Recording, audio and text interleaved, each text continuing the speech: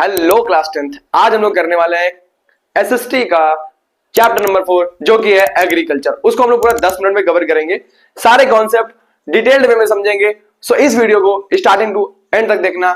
सो hi everyone, मेरा नाम है सार्थक पाल। सबसे पहला नंबर हमको देखना है टाइप्स ऑफ फार्मिंग, जो कि होती है 3 टाइप्स की: primitive substance farming, intensive substance farming and commercial substance farming. हम लोग पहला नंबर देखते हैं primitive substance farming.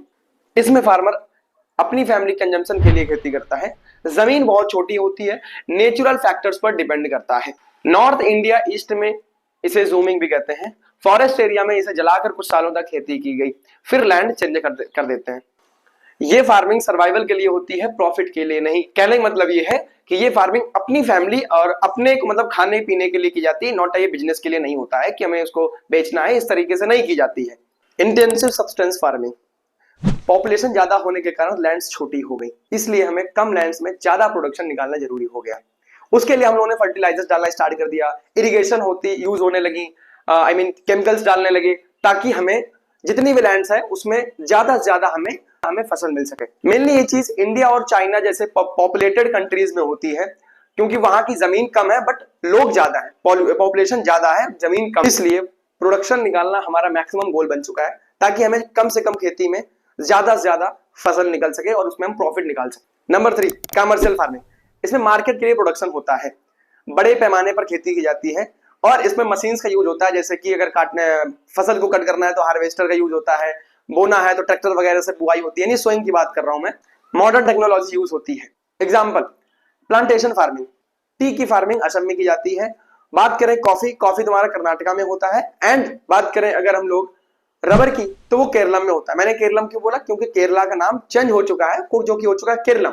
Plantation farming में सिंपल क्रॉप ग्रो होती है, लार्ज स्टेट होता है, लेबर इंटेंसिव होता है। अब हम बात करते हैं cropping season in India. India में 3 मेन क्रॉपिंग सीजन हैं, जो कि पहला नंबर तुम्हारा है खरीफ सीजन, राबी सीजन एंड जेठ सीजन। खरीफ सीजन मतलब बोल सकते हो कि आप ये मानसून सीजन की टाइम इसकी बुआई होती है, और इन जो क्रॉप्स होती हैं इनकी जो हार्वेस्टिंग की जाती है सितंबर से अक्टूबर में, इनकी जो बुआई होती है जून से जुलाई के बीच में होती है। एंड बात करते हैं इनकी हार्वेस्टिंग की, जो कि सितंबर से अक्टूबर में होती है। जो खरीफ क्रॉप्स होती हैं वो कुछ इनके एग्जांपल भी देख लेते हैं, जैसे कि कॉटन, ज्वार, बाजरा। बात करते हैं राइस की, तो राइस में हाईली टेम्परेचर और हैवी रेनफॉल की चाहिए होता है। खरीफ क्रॉप मानसून की बारिश पर डिपेंड करते हैं। नंबर 2 राबी सीजन, विंटर सीजन की बात करने वाले हम लोग। ये जो क्रॉप्स होती हैं इनकी जो सोइंग होती है, इनकी जो बुआई होती है वो अक्टूबर से नवंबर में होती है। इनकी जो हार्वेस्टिंग होती है वो मार्च टू अप्रैल में की जाती है। हम बात करते हैं कुछ राबी क्रॉप्स के कुछ एग्जांपल देख लेते हैं, जैसे कि वीट्स हो गया, मस्टर्ड हो गया, ग्राम्स हो गया, पीज हो गया। वीट को कूल क्लाइमेट चाहिए ड्यूरिंग ग्रोथ और ब्राइट सनशाइन ड्यूरिंग हार्वेस्टिंग। राबी क्रॉप्स ठंड में उगती हैं और गर्मी शुरू होने से पहले इसकी हार्वेस्टिंग की जाती है। जेट season, short summer season between rabi and kharif crops.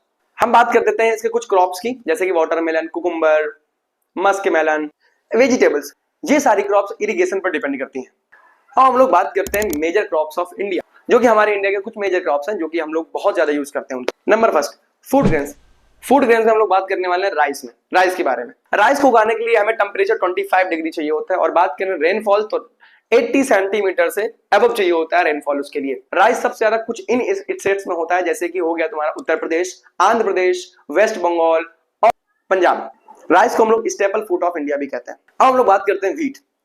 इसको उगाने के लिए कूल क्लाइमेट चाहिए होता है, मॉडरेट रेनफॉल। व्हीट जो है किन किन स्टेट्स में होता है, जैसे Punjab, Haryana, Uttar Pradesh, Madhya Pradesh. Second most important crops है जो कि हम लोग व्हीट को मानते हैं। अब हम लोग बात करते हैं मिलेट्स, मतलब कि बाजरा, ज्वार, रागी। इनको कोर्स ग्रेन्स भी कहते हैं। लो रेनफॉल में ग्रो करते हैं, हाईली न्यूट्रिशियस होते हैं। रागी में आयरन और कैल्शियम बहुत ज्यादा पाया जाता है। अब हम लोग बात करते हैं मैस की। ये खरीफ क्रॉप्स में आता है और इसका हम लोग यूज फूड, फोडर और इंडस्ट्री के लिए भी करते हैं। बात करते हैं पल्सेस की। पल्सेस में सबसे ज्यादा प्रोटीन पाई जाती है और ये सॉइल फर्टिलिटी इंप्रूव करती है। एग्जाम्पल के तौर पर लेते हैं ग्राम्स, अरहर, मूंग, यानी जिनकी दालें बनती हैं। पल्सेस हम जैसे गरीब आदमी का प्रोटीन सोर्स है। अब लोग कुछ देख लेते हैं अदर फूड क्रॉप्स, जैसे कि शुगर केन को एनुअल क्रॉप्स भी कहा जाता है। इसका यूज हम लोग शुगर, एथेनॉल बनाने में करते हैं। सबसे ज्यादा ये यूपी, महाराष्ट्र, कर्नाटका में होता है।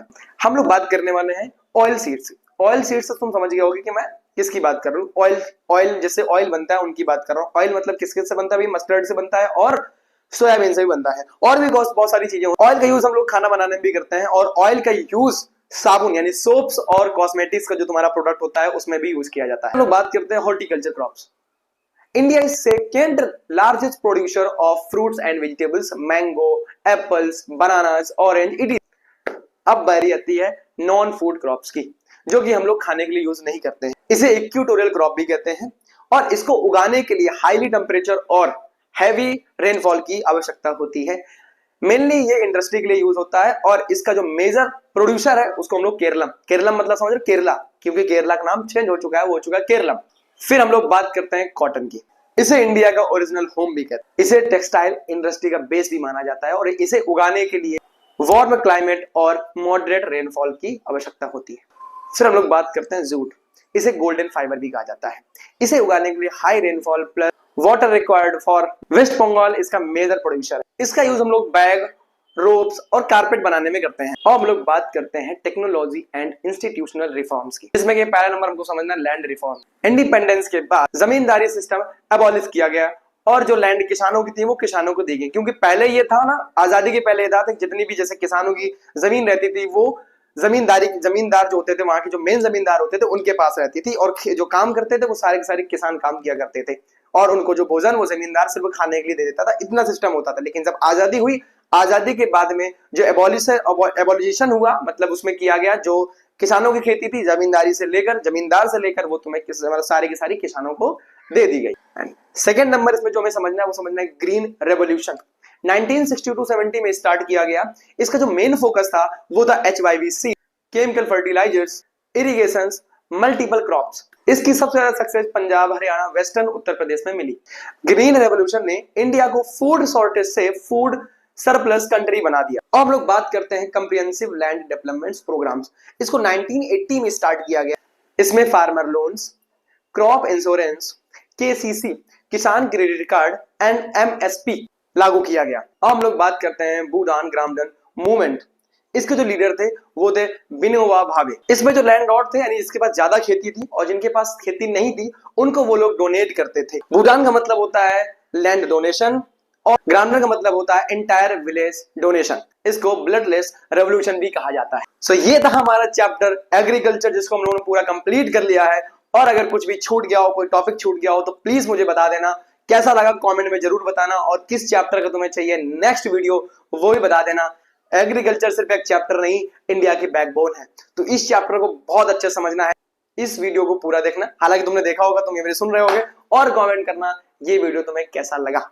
सो नेक्स्ट वीडियो बता देना किस चैप्टर का चाहिए जल्दी जल्दी, ठीक है। और बोर्ड के लिए तैयारी करते रहो थोड़ा सीरियस होके। So bye bye, love you all, पढ़ाई करते रहो।